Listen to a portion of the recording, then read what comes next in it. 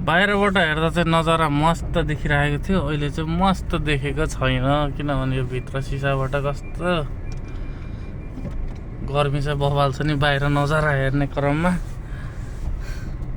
यो चाहिँ सिटीको है सबैभन्दा ठुलो अग्लो टावर हो, अलहम्रा टावर। हामी यहाँबाट धेरै भिडियोहरू पनि बनाइसकेका छौँ र अहिले म यहाँबाट चाहिँ सामान पिकअप गर्न आएको थिएँ। यो पछाडि देख्दै हुनुहुन्छ नि यो टावरको छेउको टावरबाट। अब यहाँबाट निक्लिएर जाँदैछु।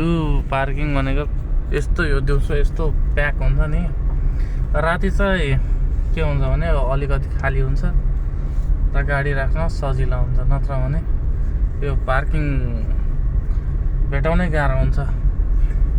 मलाई चाहिँ अब यो सुरुमा यहाँ थाहै थिएन क्या कहाँबाट छिर्ने भनेको, त्यो गाडी आयो नि त्यहाँबाट छिर्ने हो। सुरुमा चाहिँ मलाई थाहा थिएन, अनि यसरी त्यो तलबाट गयो भने त यो के भन्छ डिभाइडर पर्छ नि त, यो डिभाइडर।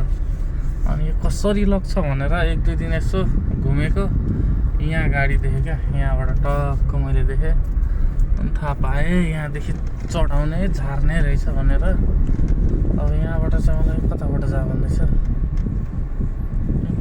उताबाट गयो भने यतैबाट जान्छु, यतादेखि गयो भने यतैबाट जानु पर्यो यार,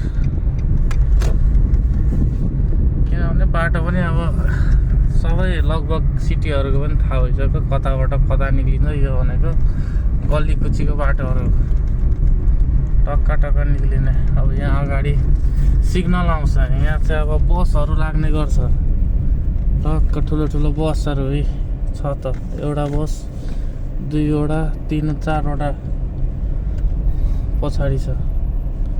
अनि सिग्नल खोलिसक्यो, अब यस्तो बेला युज गर्नु हुँदैन, फाइन आइहाल्छ फेरि।